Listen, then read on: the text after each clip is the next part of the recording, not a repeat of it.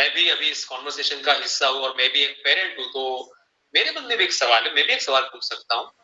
तो मेरे मन का सवाल जो है वो मेरे ख्याल से सभी पेरेंट्स के मन में जो सवाल आजकल उठ रहा है, वही सवाल मेरे मन में भी है। तो मैं प्रातिनिधिक स्वरूप से वो सवाल सबकी ओर से पूछना चाह रहा हूँ।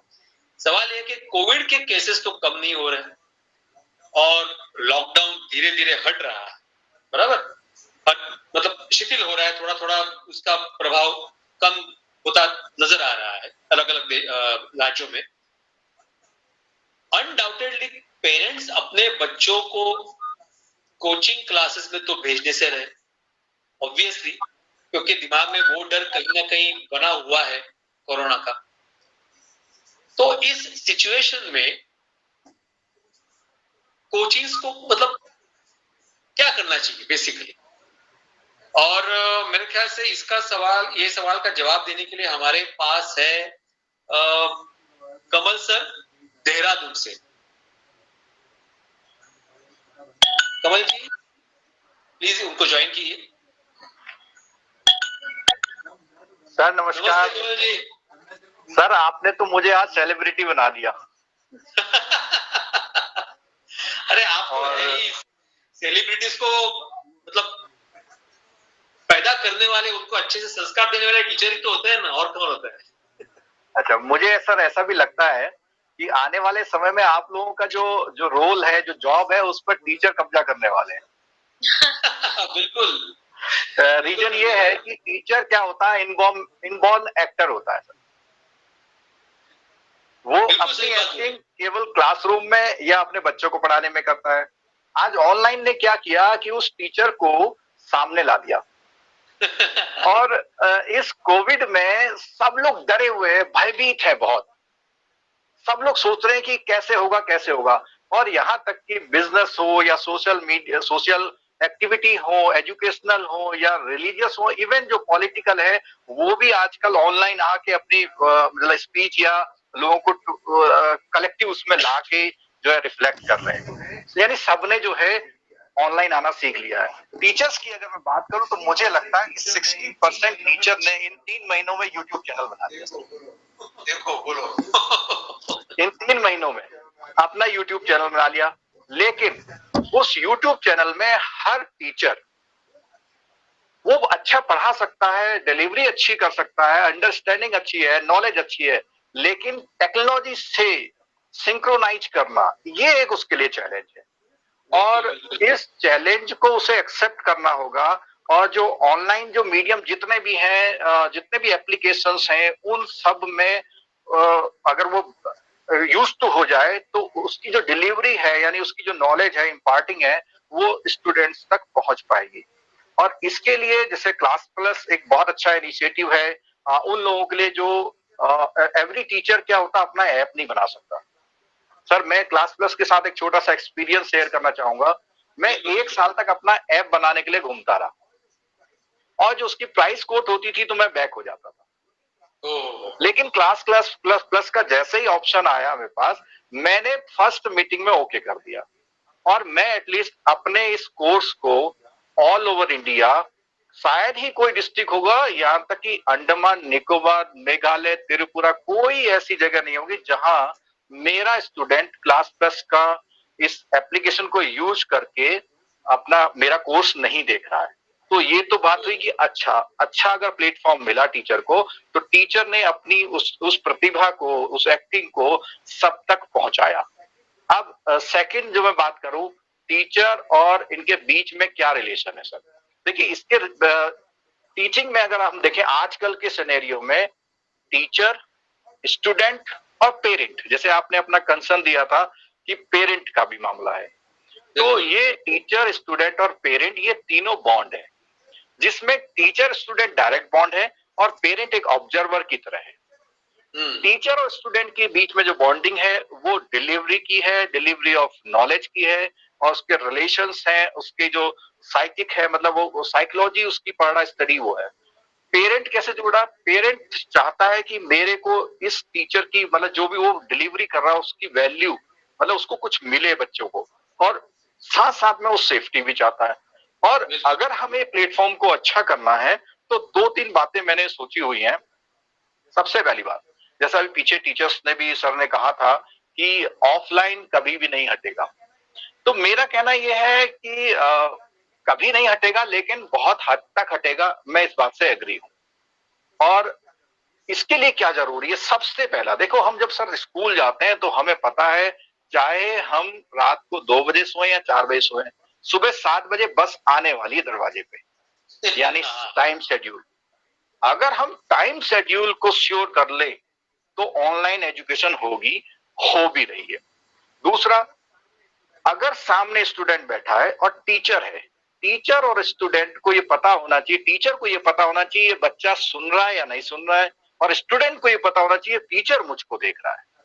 यानी अलर्टनेस होनी चाहिए क्लास के लिए। अगर वो 30 मिनट का सेशन है तो अलर्टनेस पूरी होनी चाहिए।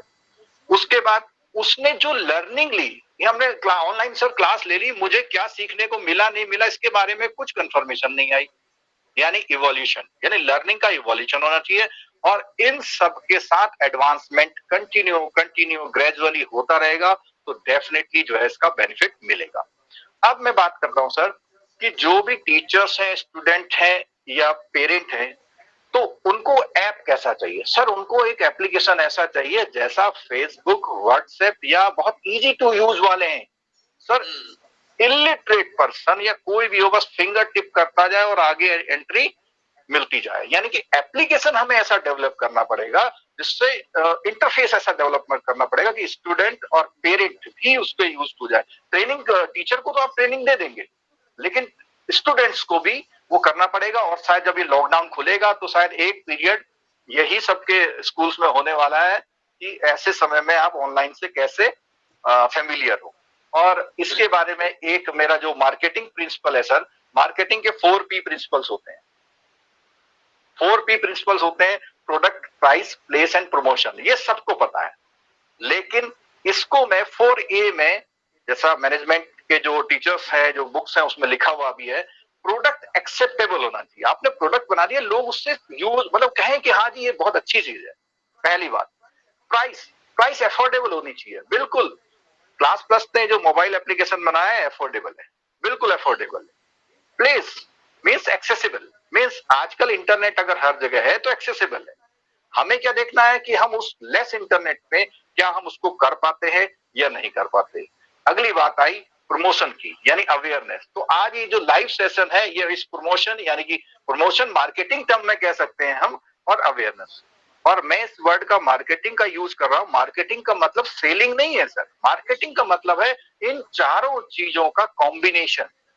Selling is the प्राइट of peace of the marketing.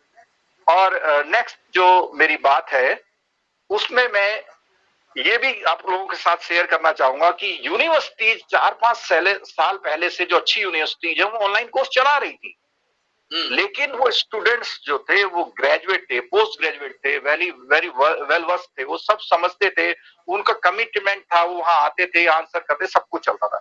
लेकिन चैलेंज आया सर, चैलेंज आया 6 to 12 स्टूडेंट्स के लिए। और इसके लिए क्या है, अगर हमें 6 to 12 स्टूडेंट्स को इस मोबाइल एप्लीकेशन पे लाना है तो हमको सबको हैबिट करनी पड़ेगी, बच्चों को हैबिट करनी पड़ेगी कि इसको हम कैसे यूज करें। और जो जो क्रिएटर है उसको इनोवेटिव प्रेजेंटेशन क्रिएट करना पड़ेगा, कनेक्शन आए उसके साथ। और मेरा इसमें सजेशन ये है कि जो ये विंडो स्क्रीन्स हैं, वो स्क्रीन्स में एक तो बच्चे का फोटो आता है सर, तो बच्चे के फोटो के साथ उसका वो कॉपी का भी फोटो आए जहां वो कुछ लिख रहा है। पता लगा मुंह के सामने तो कैमरा लगा हुआ है और पीछे से वो हाथ कहीं इधर-उधर कर रहा है, तो उसका राइटिंग, इंस्टेंट राइटिंग का आना चाहिए। और वो स्विच होना चाहिए, जब टीचर ने अगर बच्चे से कुछ पूछा तो उसका चेहरा सामने आ जाए, चेहरा बड़ा हो जाए, ठीक है, और नहीं पूछा तो उस तरह हो जाए।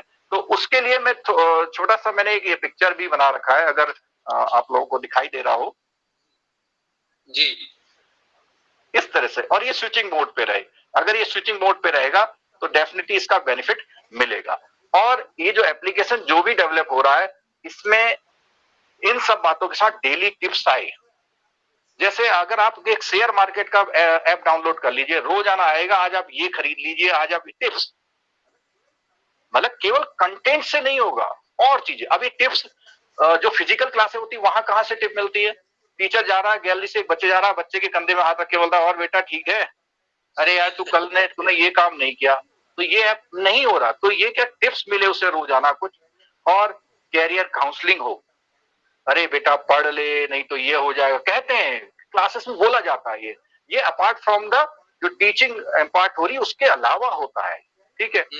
कैरियर अपॉर्चुनिटी उसे बताया जाए। और सबसे बड़ी बात जो मेरे सजेशन में मैं सजेशन देना चाहूंगा कि आर्टिफिशियल इंटेलिजेंट ऐसी हो कि बच्चे को जो ऑनलाइन क्लास में भी ये पहचान ले कि इस बच्चे को ये काम करना चाहिए, उसके कैरियर गोल में सेटिंग करनी चाहिए। तो मेरे ये सबमिशन से और इस ऑर्गेनाइजेशन में जो ये ऑर्गेनाइजिंग हुई है क्लास प्लस को मैं बहुत बड़ा धन्यवाद देना चाहूंगा। Thank you sir. बहुत अच्छा बोला आपने। और मैं आपका परिचय पहले मैं दूं इससे पहले, आप जाए इससे पहले, कि आप बैंकिंग और फाइनेंस एक्सपर्ट है पिछले 16 साल से, और ऑनलाइन पढ़ाते भी है, और उनके अंडर नेम है knife bankers college, correct? Yes sir, Dehradun से सर। हाँ, और करंटली टीचर भी है government school, correct? Yes sir, yes sir, yes sir जी। और आपने एक बहुत अच्छी बात कही कमल सर, जो जैसे बोला आपने कि जैसे बच्चा पढ़ रहा है तो नहीं पढ़ रहा है उसके चेहरे से तो पता चल रहा है, लेकिन वो जो लिख रहा है कि नहीं लिख रहा है, वो अच्छे से लिख रहा है कि नहीं, वहां पे ये भी होना जरूरी है। ये बहुत अच्छी बात बताई। Being parent, I am agree to this, basically ऐसा होना चाहिए। मतलब आप सामने से अगर उसको देख रहे हैं, टीचर तो देख रहा है, बच्चे का चेहरा पता चल रहा है टीचर को, सही है? तो एक कैमरा, वो एक ऐसा डिवाइस ऐसा होना चाहिए जो एक पूरा टाइम उसके कॉपी पे हो, और जैसा आपने बोला कि आप स्विच करके आप चेक कर सके कि आप वो क्या लिख रहा है क्या नहीं लिख रहा है। बिल्कुल। तो ये बहुत बढ़िया बात कही आपने। मेरे ख्याल से सभी टीचर्स सहमत होंगे आपसे, आपने जो जो कहा उससे। So thank you very much for joining Kamal ji. Thank you sir, thank you, thank you.